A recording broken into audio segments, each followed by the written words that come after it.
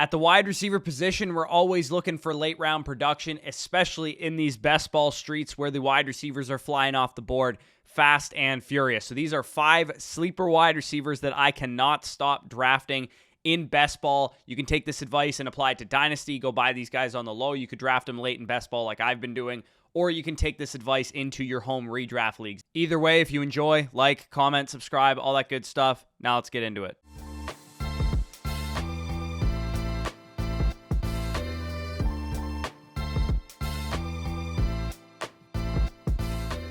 All right, before we get into the video, I'm going to break down the last 15 highest win rate wide receivers that were going outside of the top 120 in ADP over the last couple years to kind of show you guys what we're looking for, the archetypes that we're looking for, some of the guys that actually produce, and you guys can see the win rates on the far right column there. Basically what those mean is in a standard 12-team league, you have an inherent 8.3% chance of winning. A win rate above 8.3 would mean that they were of value to your team, and obviously Justin Jefferson's rookie season, no surprise that he was 18.5% win rate, basically double the regular inherent projection of a typical draft pick. So you guys can see I have letters beside these players because I've archetyped them one of 3 labels. Are obviously meaning rookies. 6 of the 15 wide receivers here were rookies the year that they broke out, basically in the year that they were of service to your team. Elijah Moore, Chase Claypool, Amon-Ra St. Brown, Garrett Wilson, Ayuk, and Justin Jefferson. F is wide receivers we are fatigued by. And I think this is a really interesting concept because sometimes market perception impacts ADP to the point that, we give up on once talented or once hyped up wide receivers too quickly. And Mike Williams, Marquise Brown, and Corey Davis eventually put it all together in the seasons that they were able to hit. And then S is one that I think will be a little underrated, especially when you talk about best ball, because I think when everybody thinks best ball, they think, downfield wide receivers, guys that score long touchdowns. But slot receivers were actually very, very productive in this, situation. When you take a slot receiver late in drafts, they're usually going late because they're a slot receiver and they are viewed as like a low ceiling option, but they end up returning on ADP to a good degree. Zay Jones and Jacoby Myers are a good example of this last year. Hunter Renfrow and Kendrick Bourne, good examples in 2021, and then Jamison Crowder in 2020. All 5 of these guys were primary slot receivers for their offenses, and all 5 of them returned on the ADP as like your wide receiver 6, 7, 8 for your best ball team. So like I said, we're going to look at ADP of wide receiver 50 or so, 120 or so later outside the top 10 rounds in underdog ADP.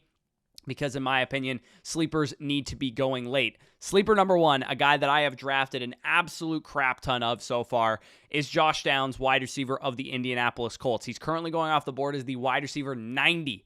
211 overall, and Josh Downs fits the archetypes for 2 reasons, actually, because he's going to be the primary slot receiver for an offense in the Indianapolis Colts, and also he's a rookie wide receiver.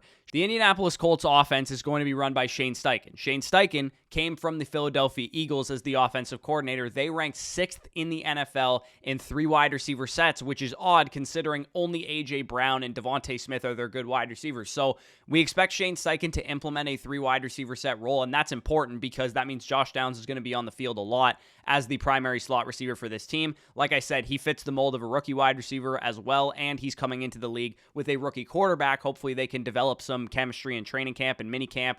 Of course, rookies report to training camp first, so that gives them some more time to work together because I expect this offense to be run heavy, and there's a lot of unknowns with the Indianapolis Colts because we don't know, A, how many games Anthony Richardson's going to start, and B, how much are they going to throw the ball if they have this raw quarterback who's predominantly a rushing threat.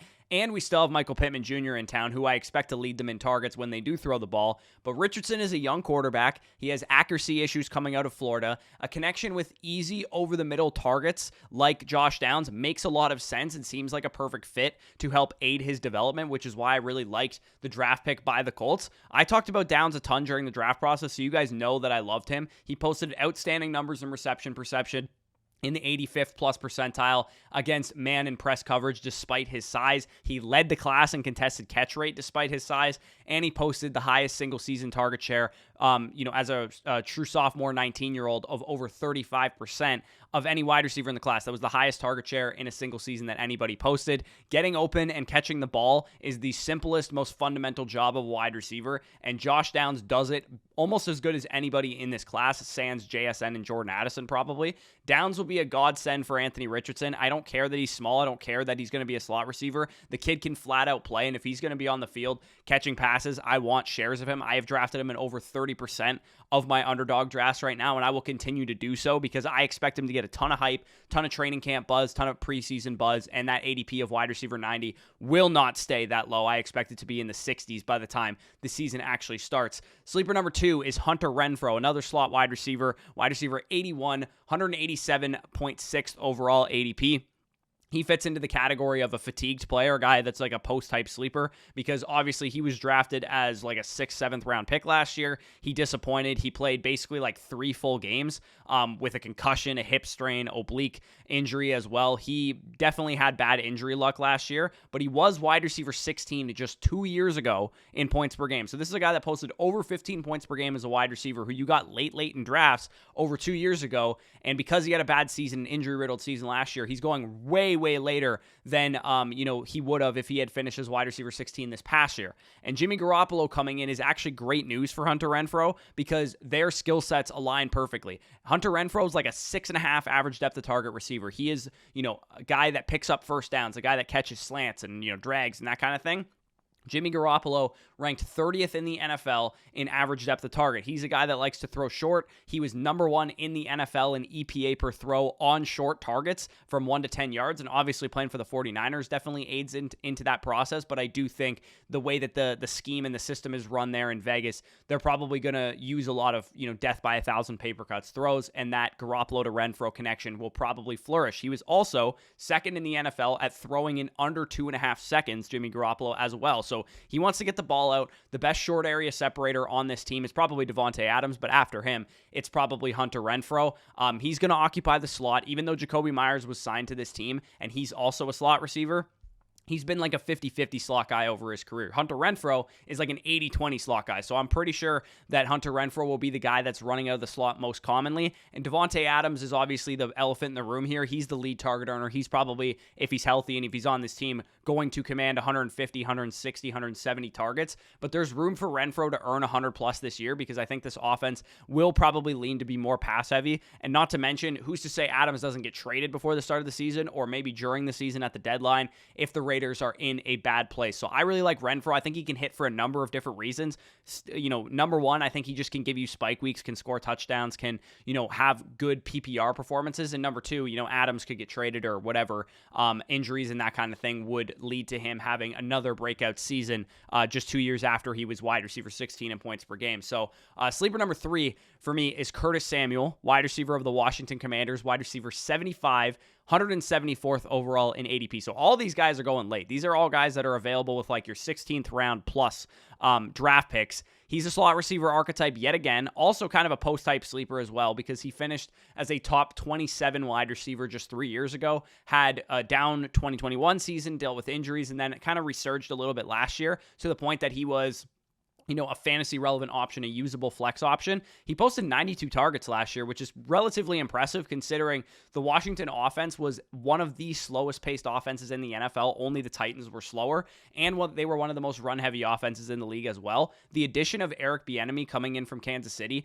could make this offense a lot more fantasy friendly. Plus, Sam Howell and at the very worst, Jacoby Brissett, in my opinion, is an upgrade to Carson Wentz and Taylor Heineke, especially the way that Brissett played last year with Cleveland. He's a slot wide receiver. He has 4.3 speed. He's available so late in drafts that he could become an every week flex play for the price of somebody that you literally spent nothing on. And at the very least, I think he can give you good spike weeks in best ball, especially if this Washington offense takes the leap that I am projecting. Sleeper number 4 is Mecole Hardman, wide receiver of the New York Jets, now signed a 1-year, $4.5 million deal with them this offseason. Wide receiver 87, 208 overall ADP. So again, last pick of the draft type of ADP we're talking about here. He was often overhyped when he was in Kansas City because he was fast and played with Patrick Mahomes. But with the Jets, he seems to have a pretty good outlook, and I don't think it's all that different than it was in Kansas City, yet he's going way later than we would have to spend a pick on him when he was in Kansas City. We expect Garrett Wilson to dominate targets. targets. And I have, I think he's going to be a 25-30% target share guy.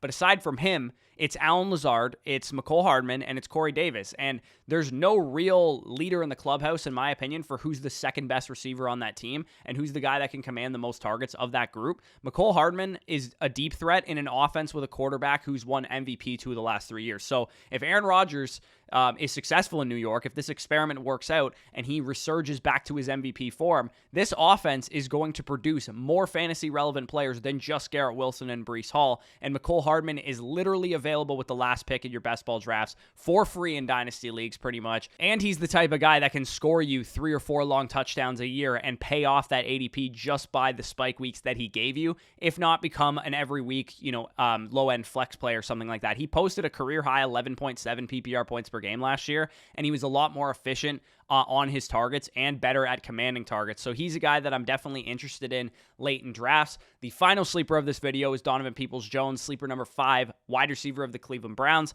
wide receiver 71 in ADP, 164th overall, so about a 15th round pick or so. You guys know that I'm a big proponent of Deshaun Watson bounce back season. DPJ posted career highs across the board last year, and it is the final year of his rookie deal. And if you guys recall, when he was coming out of Michigan, he was the type of receiver that was going to need time to develop because he was really raw, and Michigan was such a train wreck that I think him having a year 3 mini breakout and then a year 4 eventual breakout makes actually a lot of sense given the skill set that he had. He doesn't really fit the bill for any of the archetypes that I outlined, except for maybe the fatigued post-type sleeper one.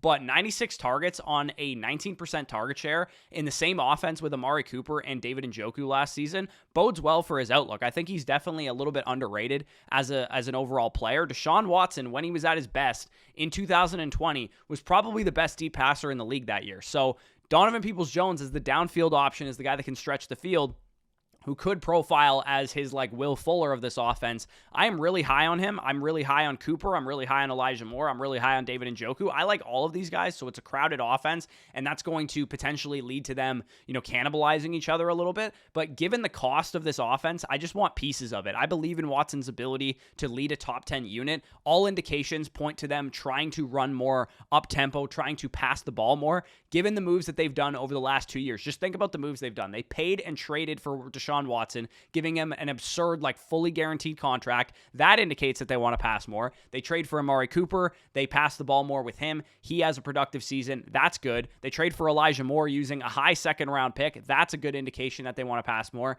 And they extended David Njoku 2 years ago and had him kind of have a breakout season. So for me, the Browns are just a good offense to invest in at cost because none of their guys outside of Amari Cooper and Nick Chubb are really that expensive. Elijah Moore, David Njoku, and DPJ are guys that I'm drafting a ton of, and DPJ being the latest of the guys. So those were some sleeper wide receivers. Again, feel free to trade low for these guys in dynasty leagues, especially target them in best ball drafts.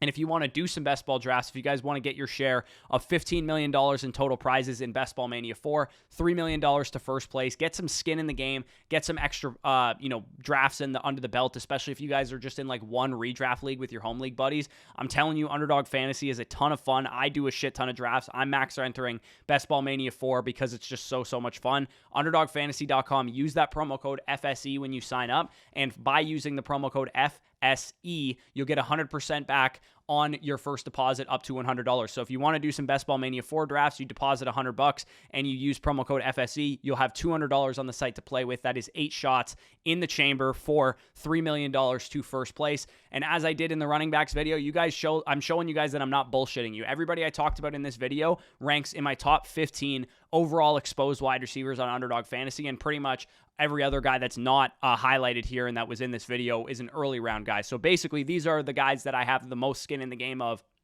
The latest round, sleeper wide receivers. People who use our code also on Underdog will have access to our redraft and best ball rankings once our redraft rankings manifesto launches in the next week or two. So if you guys want to get that for free, using our code is an easy way to do that. And of course, if you want to get our rankings now, flockfantasy.com/FSE is how you can do that. And you'll also get all of our dynasty rankings, all of our articles, all of our bonus content, all of the databases, all that good stuff. And the What Makes a League Winning Quarterback, Running Back, Wide Receiver, and Tight End series will be starting on Monday with the quarterback position, and all that data will be available on the site as well. So definitely check out all the links down below in the description for Underdog for the site. But with that being said, peace out, and we'll talk to you soon.